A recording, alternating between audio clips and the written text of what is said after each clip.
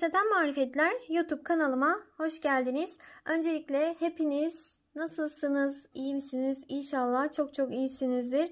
Hayırlı, sağlıklı, sıhhatli günler dileklerimle.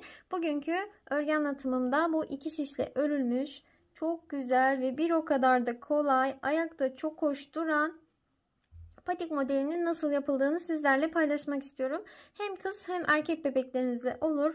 Renklerini farklı yaparak örebilirsiniz. Bakın şu şekilde kalıp gibi duruyor. Patiğimiz gerçekten çok güzel. Mutlaka sizlere de örmenizi tavsiye ediyorum. Elinizde kalan ipleri değerlendirebilirsiniz. 0-6 aylık yeni doğan bebekler için yaptım ben ölçülerini. Patiklik ip kullandım. 3 mm şiş kullandım ve bir adet de dikmek için iğnem var.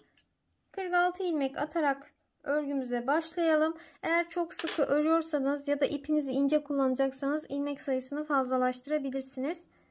İpi boynuma atarak örüyorum. İlmeklerimi bu şekilde atıyorum. Sizler nasıl örüyorsanız o şekilde başlayabilirsiniz. 46 ilmek atalım. 46 adet ilmeğimi şişime attım. İlk ilmeğimi her zaman örmeden alıyorum. Şu an örgümün arka yüzündeyim. Sonraki ilmeklerimi ters olarak örüyorum.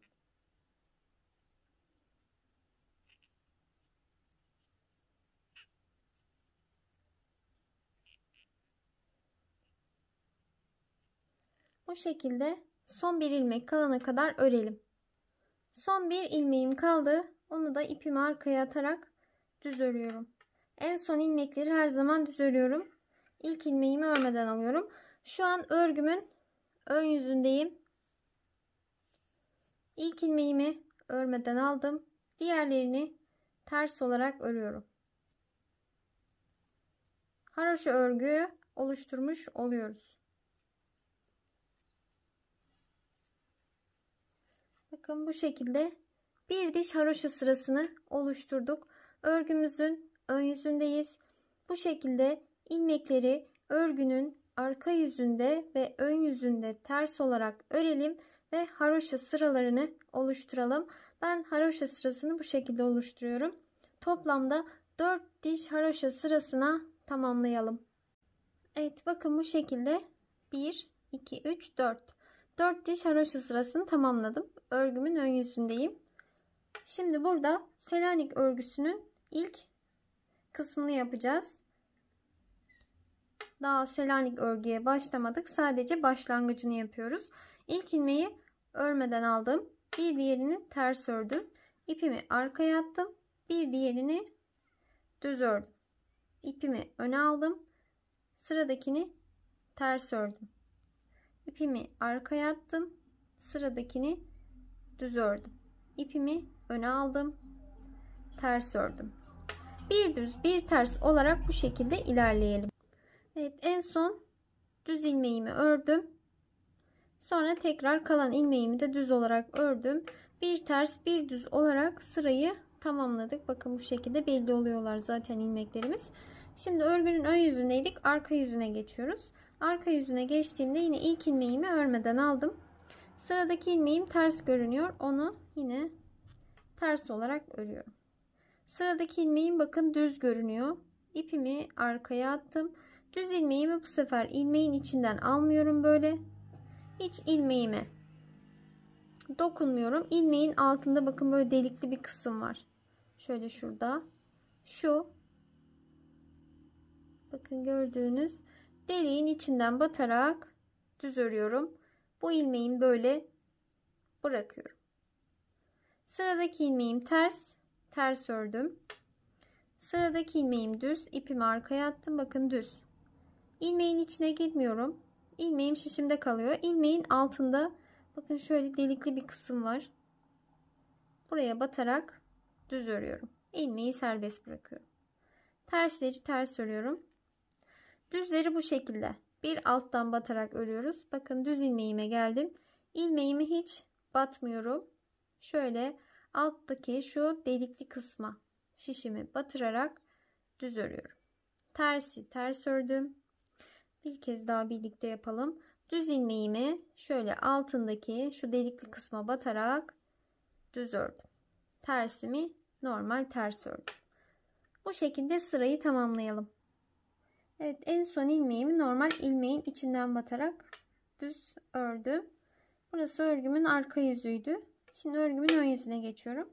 Arka yüzde ve ön yüzde hep aynı şekilde öreceğiz. Aynı işlemi tekrar edeceğiz. Şimdi örgümün ön yüzüne geçtim. İlk ilmeğimi örmeden alıyorum. Sıradaki ilmeğim ters. Onu yine ters örüyorum. Sıradaki ilmeğim düz görünüyor. Onu yine aynı şekilde ipimi arkaya atarak ilmeğin içine değil, bakın bir altına batıyorum. Şöyle. Böyle düz olarak örüyorum. Yavaş örünce de bu şekilde oluyor. Evet, yavaş ördüm. Tersimi ters ördüm. Bakın yine ilmeğin şöyle içinden batıyorum. İlmeğimi serbest bıraktım. Tersimi ters ördüm. Düz ilmeğim var, bakın. Düz ilmeğin şöyle içinden batıyorum. Şurada altta bir delikli kısım var. Oraya batıyorum. İlmeğin kendisini almıyorum bu şekilde. İlmeğime değil, bir alt kısmına batıyorum ve düz örüyorum. Tersimi ters örüyorum. Bakın bu şekilde Selanik örgümüz oluşmaya başlıyor. Böyle ördükçe daha da belirgin olacak. Tekrar bir kez daha tekrar edelim. Düz ilmeğin içinden değil, bir altındaki şöyle şu delikli kısımdan batarak düz örüyoruz. İlmeği serbest bırakıyoruz. Tersi aynı ters örüyoruz. Böyle örgünün arka yüzünde ve ön yüzünde aynı işlemi uygulayalım. Tersleri ters örelim. Düzleri ise bir alttan batarak örelim. Evet, bakın sıralarımı tamamladım. Örgümün arka yüzünde ve ön yüzünde aynı şekilde ördüm. Selanik örgüyü. Bakın şöyle şu kısımları sayıyorum. 1, 2, 3, 4, 5, 6. Bu şekilde 6 tane olana kadar ördüm. Örgümün ön yüzündeyim. Şimdi buradan artık ters örgü öreceğim. Böyle 13 tane ilmeğimi böyle buraya şişime alıyorum. İlmeklerimi ters örüyorum.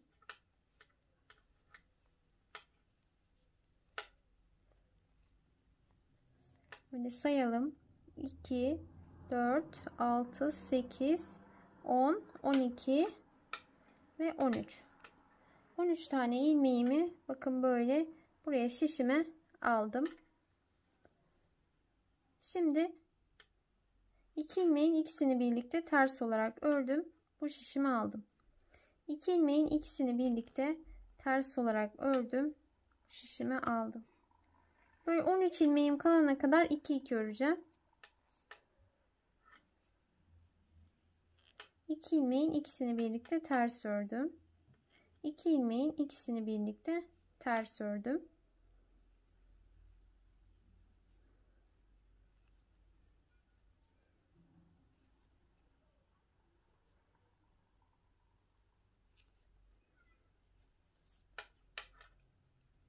Burayı sayalım. 2, 4, 6, 8, 10, 12.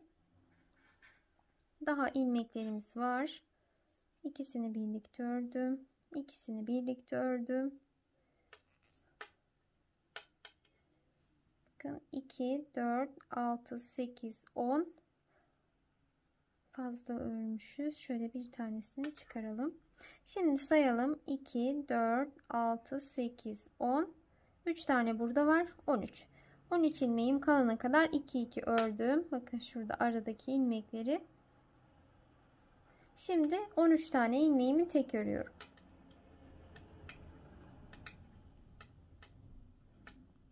Yine ilmeklerimi ters olarak örüyorum. Artık Selanik örgümüzü bitirdik.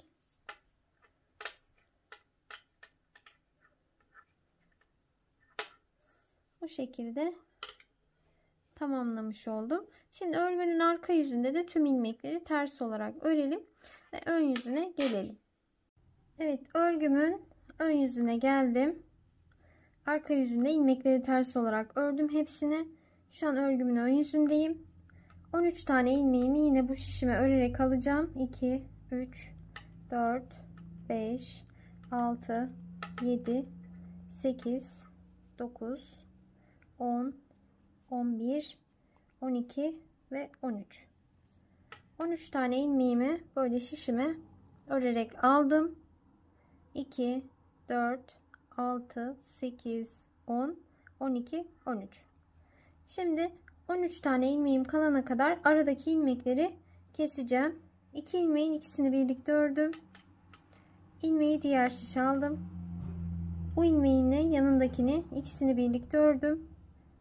İlmeğimi diğer şişe aldım. Bu ilmeğim ve yanındakini ikisini birlikte ters ördüm. İlmeğimi diğer şişe aldım. 2 ilmeğimi birlikte ters ördüm. İlmeği diğer şişe aldım. Bakın aradaki ilmekleri kapatıyorum. 2 ilmeğin ikisini birlikte ters olarak ördüm. İlmeği diğer şişe aldım. 2 ilmeğin ikisini birlikte ters ördüm. İlmeği diğer şişe aldım. 13 ilmek kalana kadar devam edelim. 13 tane ilmeğim kaldı. Bakın bu şekilde. 2, 4, 6, 8, 10, 12. Bir de bu ilmeğim 13. Şimdi buradaki ilmeklerimi de ters olarak örüyorum. Yani haroşa örgüyü yapıyoruz. Sırayı tamamlayalım.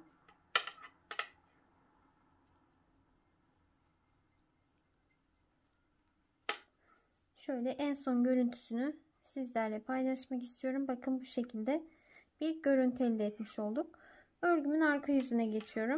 Arka yüzüne geçtiğimde yine buradaki ilmeklerimi örerek şişime alıyorum. Burada haroşa örgüyü uyguluyoruz. Yani ilmekleri örgünün arka yüzünde ve ön yüzünde ters olarak örüyorum. Yine 13 tane ilmeğimi ters olarak ördüm. Buradaki şişime aldım. Şimdi buraya araya 10 tane ilmek atacağız. İlmekleri şu şekilde atıyorum ben. Bakın. 1, 2, 3, 4, 5, 6, 7, 8, 9 ve 10. 10 tane ilmeğimi buraya şişime attım. Sonra buradan kaldığım yerden örmeye devam ediyorum.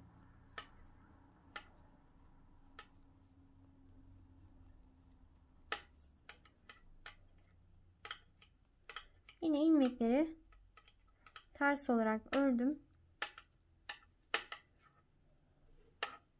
Örgümün ön yüzüne geçtim. Bakın bu şekilde. Şimdi böyle 3 diş haroşa sırası olana kadar tüm ilmeklerimizi örelim ve 3 diş haroşa sırasını oluşturalım bu sıramızdan sonra. Bu iki sıradan sonra 3 diş haroşa sırası daha öreceğiz. Evet, bakın 3 diş haroşa sırasını ördüm. Şu ilmek attığımızdan itibaren sayıyorum. 1, 2, 3. Şuradan saydığımızda ise 1, 2, 3, 4, 5 diş haroşa sırası olacak.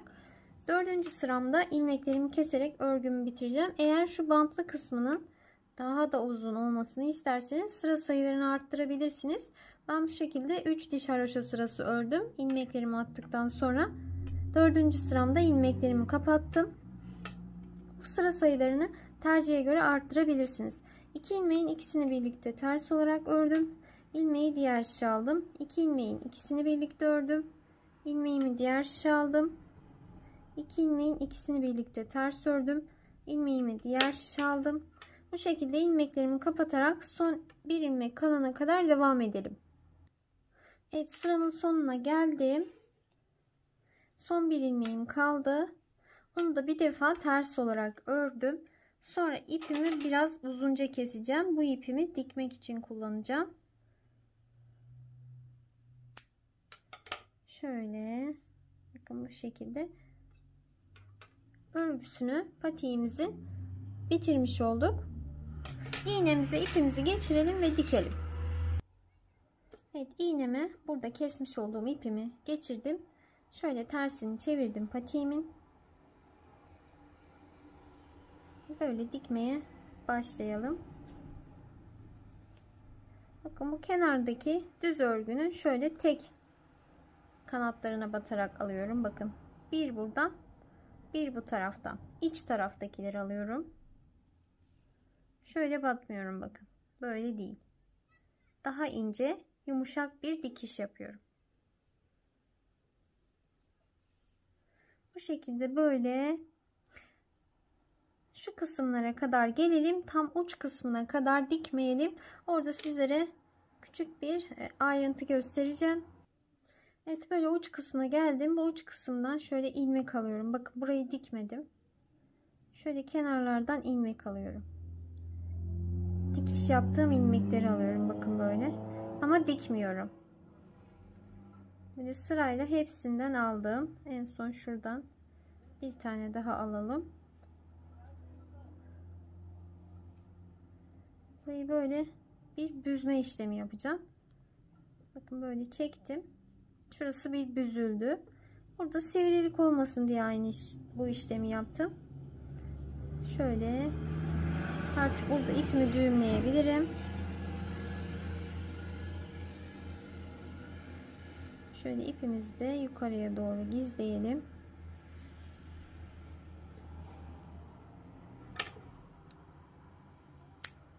Evet, patiğimizin dikimini de tamamlamış olduk. Şöyle düz tarafını çevirelim. Bakın buradaki yuvarlama işlemimiz şöyle görünüyor. Evet, patiğimizi bitirmiş olduk. Gerçekten çok kolay. Bir saatte böyle bir çift örebilirsiniz. Elinizde kalan ipleri böyle renk renk örerek sipariş aldığınız patiklerin yanına hediye olarak da koyabilirsiniz. İsterseniz satışını da yapabilirsiniz. Bakın ayaktan çıktığında da böyle kalıp gibi duran bir patik modeli. Bu ördüğümüzü giydirelim şimdi. Bakın bu şekilde. Böyle taban kısmı. Gerçekten çok kolay ve çok da güzel duran bir patik modeli. Böyle puf puf yumuşacık duran. Umarım sizler için faydalı bir video olmuştur. Bir sonraki videolarımda görüşmek üzere. Hoşça kalın. Kanalıma abone değilseniz abone olursanız çok mutlu olurum.